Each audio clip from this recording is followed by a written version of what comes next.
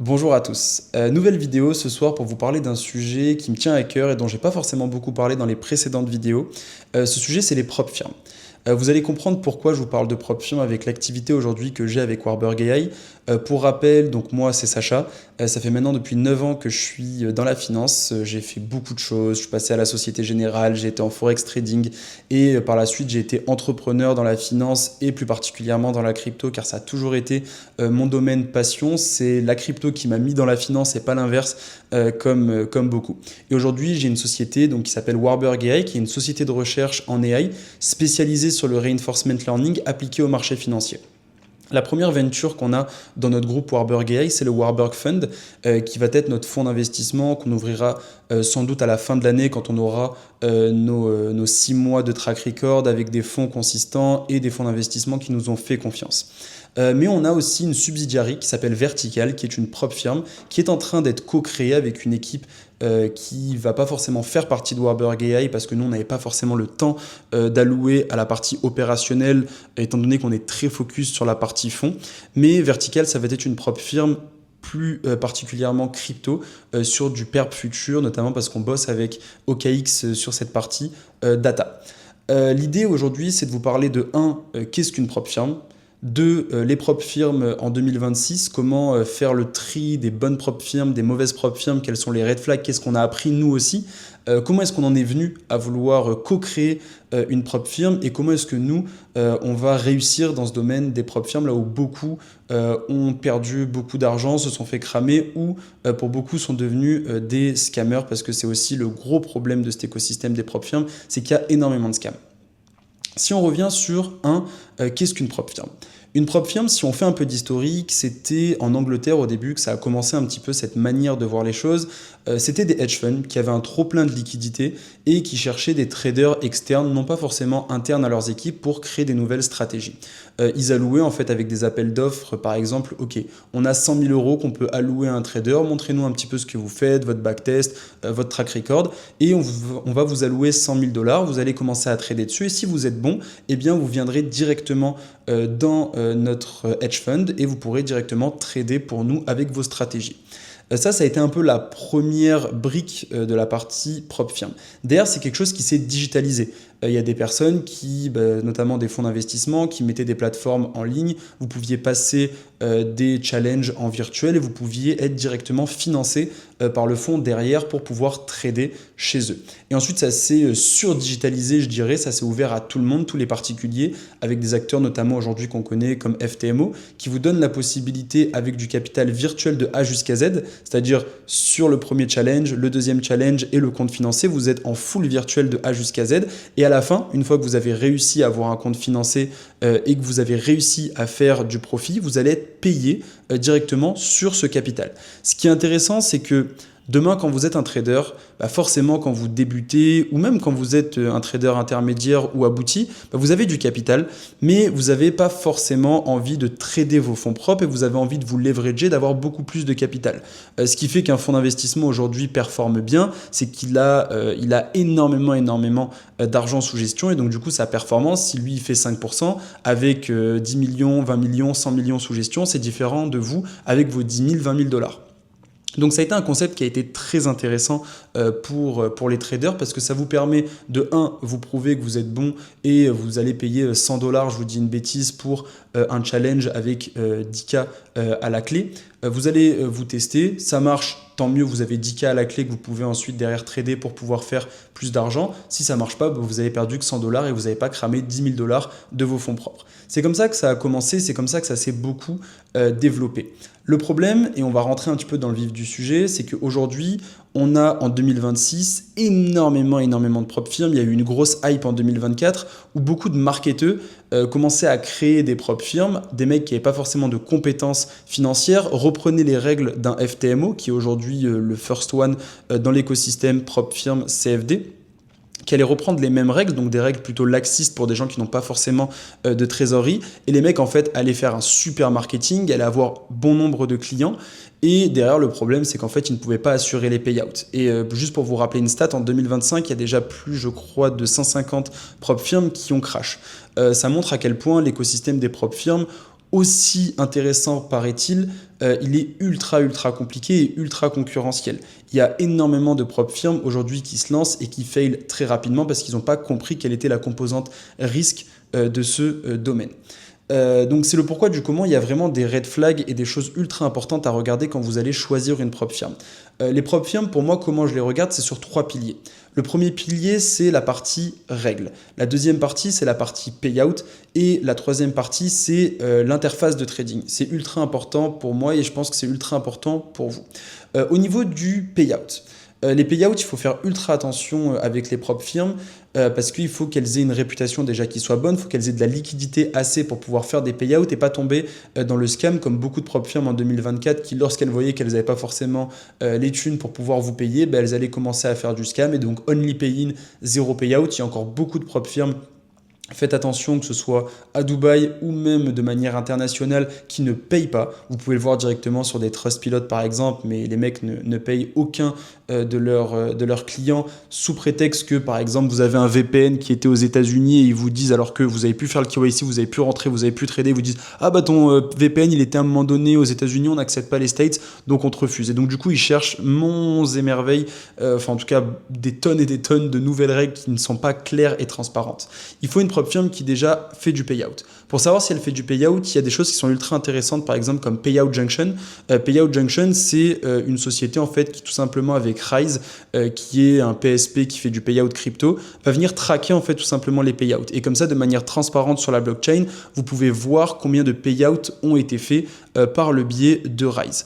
C'est vrai que ça peut être manipulé, il peut y avoir des faux KYC, des faux payouts, mais après derrière, bah forcément, si vous avez une preuve qu'il y a des payouts qui sont intéressants et deux, des bons avis sur Trustpilot, ça devient de plus en plus intéressant sur cette partie-là. Ensuite, la deuxième partie, c'est la partie règles. Les règles de trading, c'est ultra important à venir surveiller.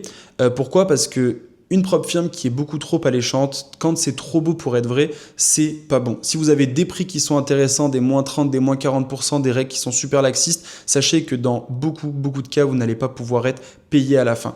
Une prop firm qui a des règles strictes et des prix qui sont justes, c'est ultra positif. Aujourd'hui, le top 3 prop firm qui marche bien, vous avez FTMO, The Fivers et vous avez aussi Funded Next qui est bon. Après, vous avez d'autres prop firms sur la partie futures par exemple, comme Topstep aussi qui sont assez bons et qui payent. Bien évidemment, vous pourrez toujours voir des gens qui n'ont pas été payés. Ça, c'est le jeu, vous pouvez pas faire sans, mais ça reste des prop firms qui payent.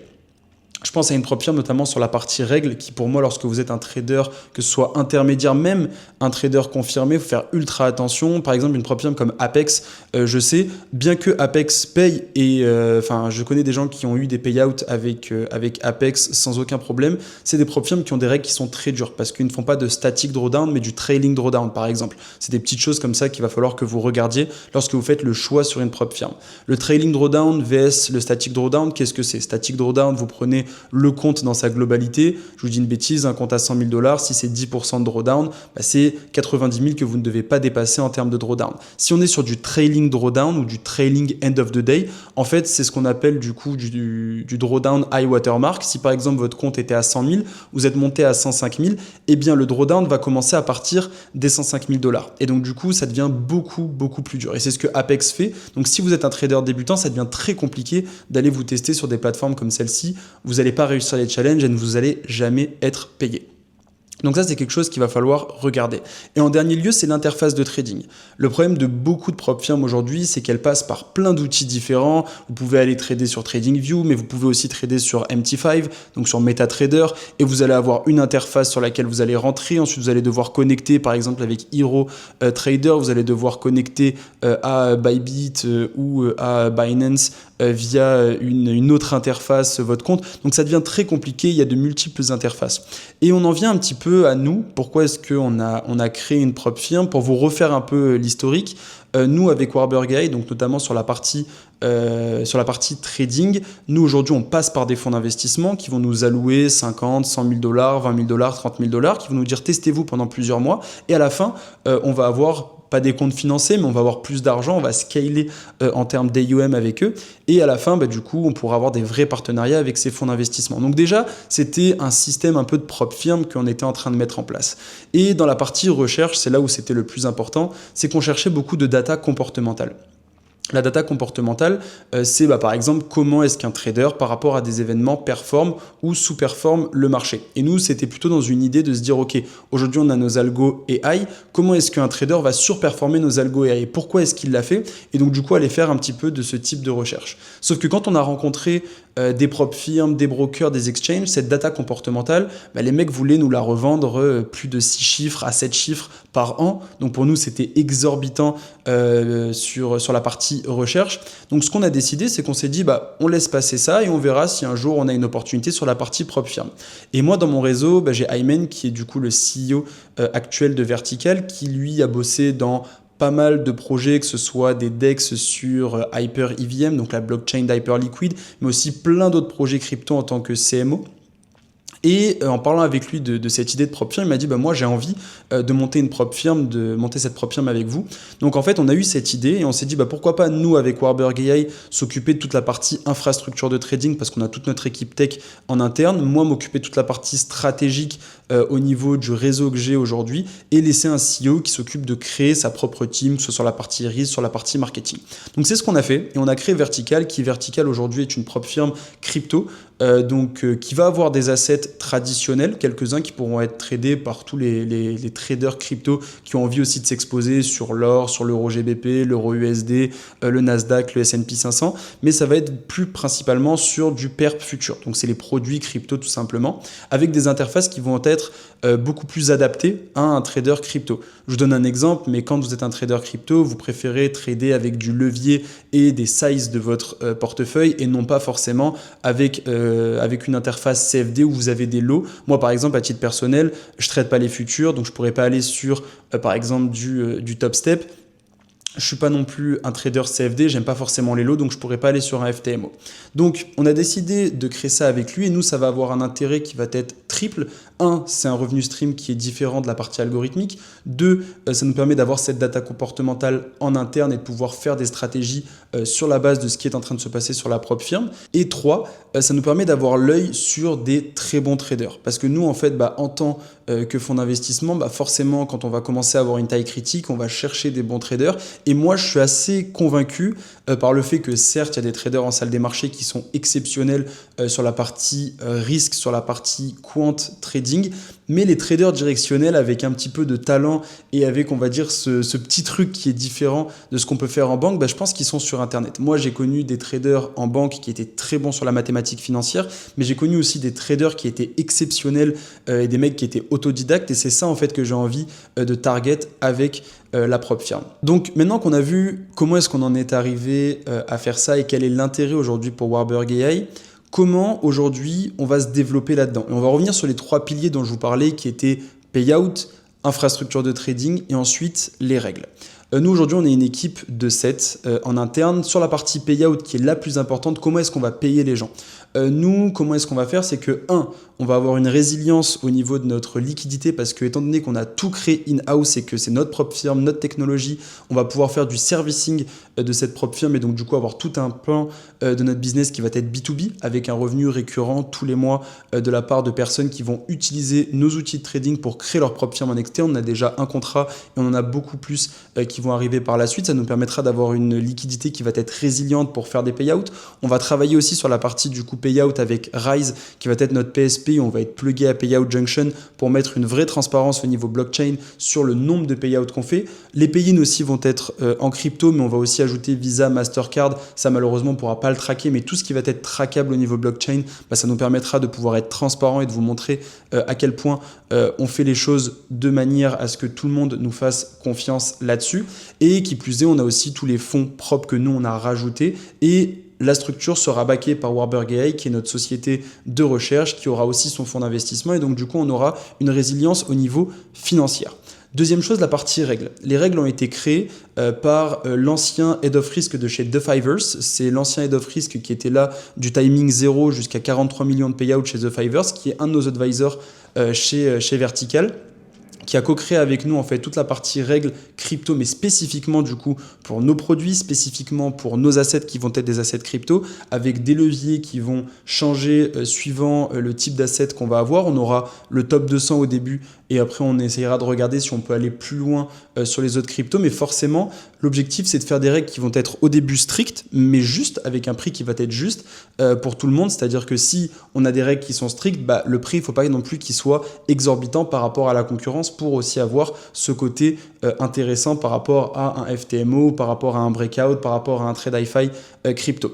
Donc c'est comme ça que nous allons commencer avec des règles qui vont être strictes et qui, au fur et à mesure de notre développement, on va pouvoir tester des règles plus laxistes parce que forcément notre liquidité aura évolué. Demain, un FTMO, lorsqu'il teste un challenge, quand ils testent des drawdowns plus laxistes, ils ont des centaines de millions derrière qui vont backer pour pouvoir ensuite derrière payer ou non les gens qui auront réussi, et si le passing rate est trop haut, ils ajusteront. Nous, c'est de la même manière qu'on va le faire avec un back-end que nous, on a mis en place totalement en interne, où on va venir flaguer toutes les personnes qui voudraient exploiter les failles de notre propre firme. Nous, on a véritablement tout travaillé en interne avec lui, donc on a une vraie gestion du risque grâce à cet advisor que nous avons eu. Et ensuite, la troisième partie, c'est la partie interface de trading. Nous, ce qu'on voulait, c'était vraiment avoir une interface qui soit propre aux traders crypto. On a aussi une partie où on va être très modulaire. Si demain, vous êtes un trader CFD que vous voulez venir trader chez nous, chez Vertical, vous aurez juste à appuyer sur un bouton et vous aurez une interface avec des lots. Mais si vous êtes un trader crypto, vous cliquez sur le mode crypto et vous aurez une interface avec votre order book en crypto, vous aurez vos leviers de la même manière que vous traderiez sur un exchange. Et au niveau de notre développement, aujourd'hui on travaille avec OKX sur la partie Perp Future Data, et ce qu'on aimerait c'est pouvoir directement être intégré chez OKX pour avoir une véritable expérience crypto friendly et ensuite se développer de cette manière-là. Donc voilà un petit peu, je vous ai fait un peu le tour de tout sur Vertical, d'où ça vient, comment est-ce qu'on a fait toutes ces choses. Si vous avez des questions, n'hésitez pas à nous les poser en commentaire. Ce type de format, il va falloir que je le développe beaucoup plus, que je sois plus à l'aise avec tout ça, mais je vais essayer de faire une vidéo par semaine où je vous parlerai de Warburg AI, notre fonds, comment est-ce qu'on lève, comment est-ce qu'on avance aussi sur la partie verticale. Si vous êtes intéressé, directement dans la description, je vous mets le lien pour participer à la bêta test. Là, on est en pleine recherche de bêta testeurs. On a ouvert le Discord pour que vous puissiez nous faire des retours et que le produit soit le plus fité avec vos besoins en tant que trader, que ce soit crypto ou même trader CFD qui a envie de se mettre dans une propre firme crypto. Merci beaucoup à tous et à la prochaine. Bye.